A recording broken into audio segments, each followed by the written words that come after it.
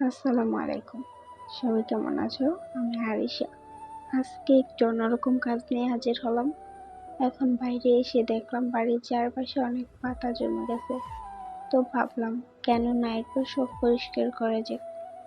এত পাতা জমে গেছে যে ঘরবাড়ির চারপাশে আস্ত একটা লেপ চলে এসেছে। তো শুরু করলাম ঝাড়ু দেওয়া। আসলেই ছোট ছোট কাজগুলো করতে আমার অনেক ভালো লাগে, আর বাড়ি পরিষ্কার থাকলে সবকিছু যেন একদম চকচকে করে ওঠে দূর থেকেই। তা ঝাড়তে ঝাড়তে ভাবছিলাম এই কাজগুলো আমাদের দিনটাকে সুন্দর করে তোলে।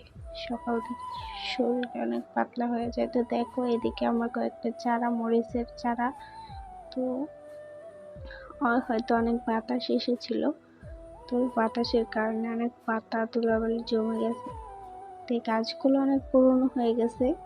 তবে এগুলো যদি এখন একটু যত্ন করি, তো সামনে বৃষ্টির দিন, তো বৃষ্টি আসবে, আর ঘরের কোনো গাছ থাকলে কিন্তু ফলন হলে অনেকটা খাওয়া চলে যায়। তো ওই জন্য সব পরিষ্কার করতে চাই। আর এদিকে দেখো কতটা নোংরা হয়ে গেছে। তো উপরে হচ্ছে কাঁঠাল গাছ, আর এই সমস্ত গাছ গাছালি থেকে পাতা পড়ে যায়। প্রতিদিন ঝাড়ু দিই, প্রতিদিন, তারপরও কুল পাই না। তো এইদিকে হচ্ছে বাঁশের বাগান। তো বাঁশ থেকে অনেক। তো চলে এসেছি রুমে এসে পরে ভাত বসাবো। তো ভাত বসানোর জন্য এখান থেকে চাল নিয়ে যাব। তো রান্নার রুমে, কিচেন রুমে চালের ড্রাম আছে, তো এখানে চাল শেষ হয়ে গেছে। তো এখান থেকে এখন চাল নতুন করে ঝেড়ে তারপরে নিয়ে রান্না করতে হবে। তো এখনকার মতো একটু চাল ঝেড়ে রান্না করব, তারপরে বাকি সবটুকু ঝেড়ে আবার ওই ড্রামে করে রেখে দেবো। তারপর শুধু ওখান থেকে নিয়ে ভাত বসিয়ে দেবো। এখন ঝেড়ে নিতে হবে।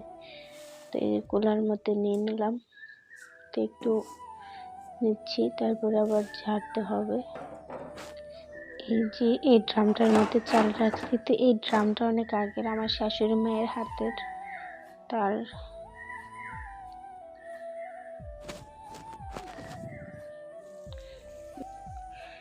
এই দিকে দিকে টাকি মাছ ধরা হয়েছে, আর নিজের হাতে ধরা মাছের মজাই আলাদা।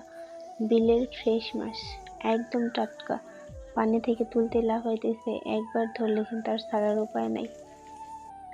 আর দেখো এদিকে আমি শাক ধুতেছি। আজ রান্না করব এলাঞ্চি শাক।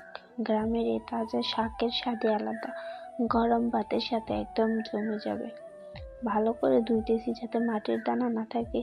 একটু সরষের তেল, শুকনো মরিচ দিলে অসাধারণ একটা ঘ্রাণ উঠবে, খেতে অনেক মজা হবে। তো এমন তাজা মাছ আর শাক গ্রামের খাবারের স্বাদই আলাদা। ওইদিকে টাকি মাছ ধরা হলো, আর এইদিকে আমি কেটে নিচ্ছি কলার মোচা। তো আজকের সাধারণ ভিডিওটুকু এই পর্যন্তই।